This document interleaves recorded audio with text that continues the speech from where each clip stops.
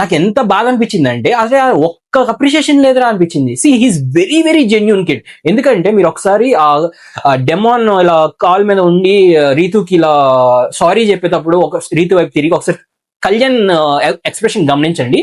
He's crying. అంత genuine person తను నిజంగా ఏడుస్తున్నాడు వాళ్ళ ఫ్రెండ్స్ కోసం, వాళ్ళిద్దరు వాళ్ళ సారీ చెప్పుకుంటున్నారు అది ఇది అని చెప్పేసి. అంత జెన్యున్ పర్సన్ ని, అంత కైండ్ పర్సన్ ని తిడతాం. ఓకే, బయట జనాలు తిడుతున్నారు, ఆయన ఏదో మిస్టేక్స్ చేస్తున్నాడు, అది ఓకే పక్కన పెట్టండి. బట్ మీరు కనీసం అప్రిషియేషన్ ఇవ్వాలి కదా. అసలు ఆయన జరిగిన మిస్టేక్, ఆయన చేయని మిస్టేక్ లో కూడా మీరు దాన్ని తీసుకొచ్చి ఒక పాయింట్ అవుట్ చేసి నువ్వు తప్పు చేస్తున్నావు, తను ఒక ఆపోజిట్ లో ఎలా వెళ్తున్నావు అని చెప్పేసి అంటే ఎంతవరకు అది న్యాయం చెప్పండి. సో చాలా చాలా అన్యాయం జరుగుతుంది కళ్యాణ్కి, అది మాత్రం నేను క్లియర్ చెప్తున్నాను. ఇప్పుడు ఈ ఒక్క వీకే కాదు, లాస్ట్ కొన్ని వీక్స్ నుంచి, అసలు ఫస్ట్ నుంచి చెప్తున్నా, లాస్ట్ కొన్ని వీక్స్ కూడా కాదు, ఫస్ట్ నుంచి ఇదే జరుగుతుంది కళ్యాణ్ విషయంలో.